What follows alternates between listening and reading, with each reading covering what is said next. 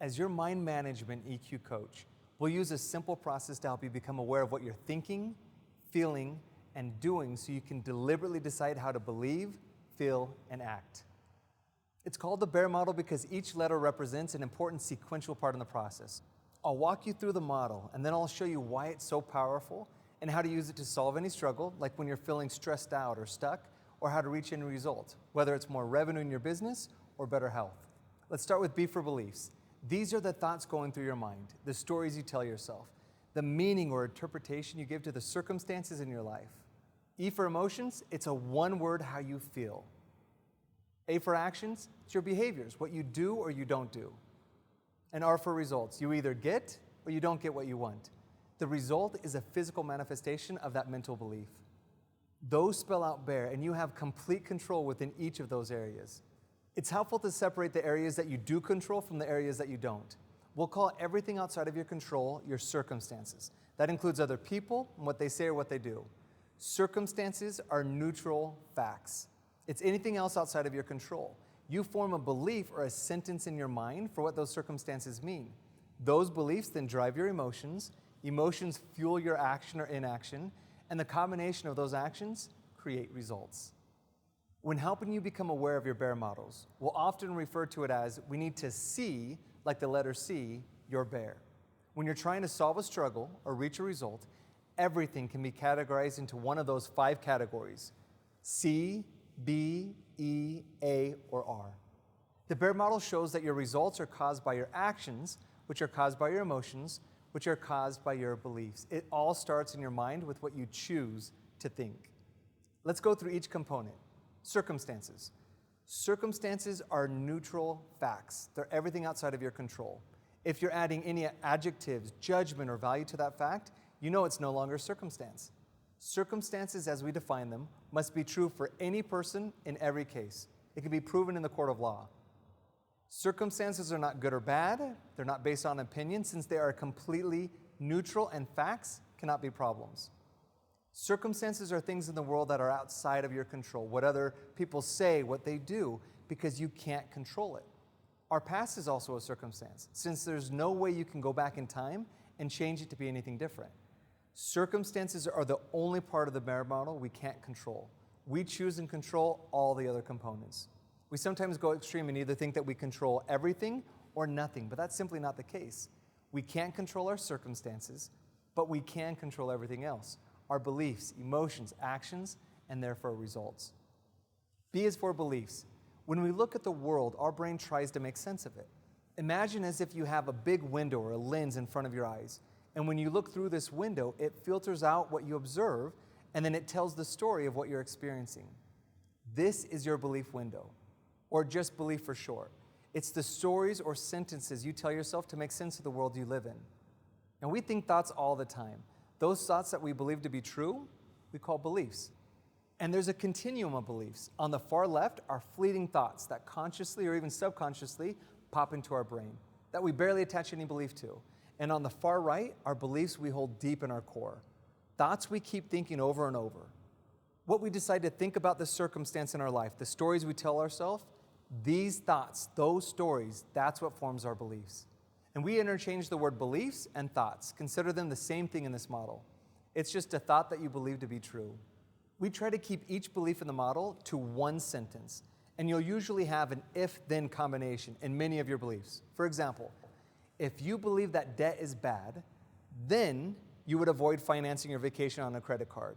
Or if you believe that exercising won't help you become healthier, then you probably won't go to the gym. Every belief falls into one of these 3 categories: beliefs about yourself, beliefs about other people, or beliefs about what the past was, the present is, or the future can be. Many of the beliefs or thoughts you have are helpful. They help you function. But some of our beliefs actually don't serve us. They can even be harmful. In some cases, what you choose to believe can even be the cause of unnecessary suffering and confusion.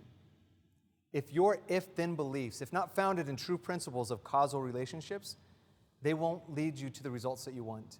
If you have an if-then belief that states, if I eat donuts every day, then I will have a 6-pack abs, you can see that just because you believe it doesn't mean that it'll produce the results that you want. Your beliefs will always produce results. but you may not like the outcome. Beliefs are so powerful because they have the power to create emotions, actions, and eventually results. The problem is that most of us aren't even aware of the beliefs in our brains since we don't pay attention to what we're thinking. Most of the problems you face in life are because you think something should be different. You should be different. Other people should be different. Your past should be different. Your present should be different, or the future should be different.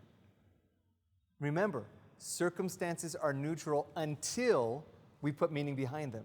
And that takes it from a neutral fact that we don't control to beliefs that we do control, since our beliefs are choices we choose. Next is E for emotions. An emotion is a feeling. It's a vibration in your body. When plugging it into the E line of the bear model, we like to have it be a simple one-word view of how you feel. I feel sad. I feel happy. I feel content, grateful, frustrated, focused. So you have a circumstance, then what you make it mean, your belief, and then how you feel about it, your emotion. We interchange the word emotion with feelings. Consider them the same thing when working with your bear model. Think of it this way. The thoughts that you're thinking trigger an emotional fuel. And this fuel is a chemical that then is released from your brain and then travels throughout your body. It feels like vibrations throughout your body. That emotion-generated fuel, if let's say it's anger, anger makes our heart rate speed up. It sometimes makes our throat tighten up. For some, it makes them feel physically charged and their arm wants to reach out and punch something. Or when I feel the emotion of embarrassment, the embarrassment fuel that vibrates throughout my body, it causes my face to immediately feel a flush of heat and my cheeks turn red.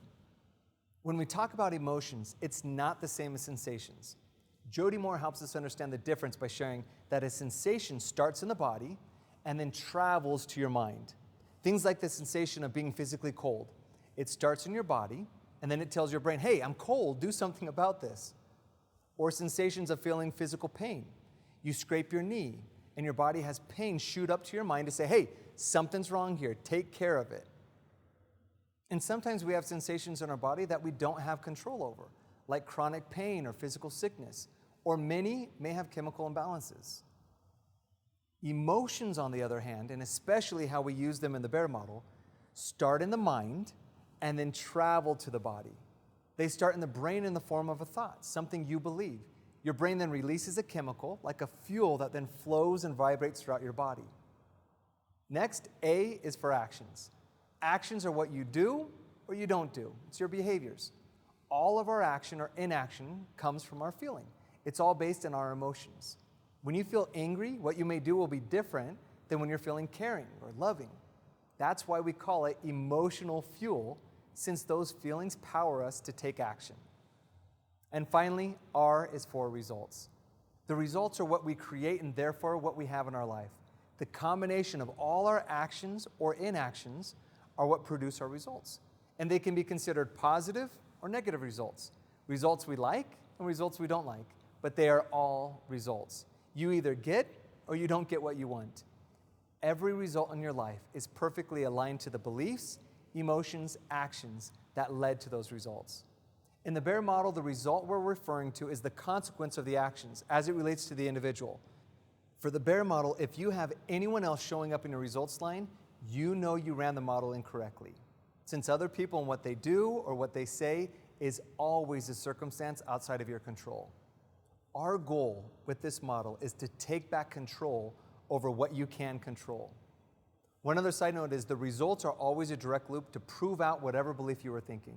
The results in this model should connect to your belief, as it's a physical manifestation of the mental thought. I sometimes like to say we need to see our bear when I not only want to call out the circumstances, but also to identify what are the basic human needs we were trying to address in the first place.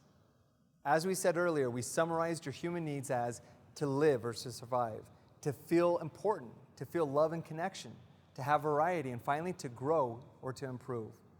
If my results do not meet my basic human needs, then I have an incorrect principle in my beliefs.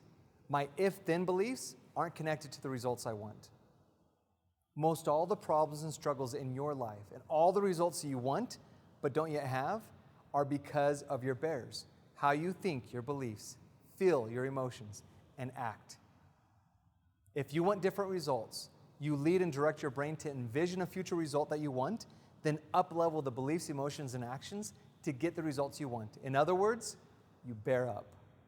In the next module, you'll learn how to become aware of what your brain's thinking and to separate it from your circumstance. Because what this does is it helps you gain power over what you can control. We'll then show you how to reprogram your brain to believe on purpose. You'll be able to process and even create emotions that lead to taking massive action. Soon, you'll be getting the results you've always wanted. What is now known as the Bear Model started with my work back in the late 1990s when I was studying the brain and human behavior. Over the last 2 decades, I refined these concepts and used them to train leaders. But this model and the processes we use are very similar to many others out there. It's similar to gravity. The law of gravity states that what goes up will come down. No one person can claim they invented gravity. Rather, there are many different ways scientists describe or apply that true law or that true principle of cause and effect. The Bear Model and many other similar models are ways behavioral and cognitive scientists try to describe the laws behind why we do what we do, feel how we feel, and get the results we get. In order to produce the results you want in your life, you must become aware of the laws on which those results are predicated or based on. We give credit for the value you get from the Bear Model and other associated topics around managing your mind and EQ to all the other brilliant thought leaders in that space, like Brooke Castillo, Stephen Covey, Mel Robbins, and many others. We'll continue to call it the Bear Model since we found it's easier for leaders to remember the acronyms and therefore can better apply it in their lives.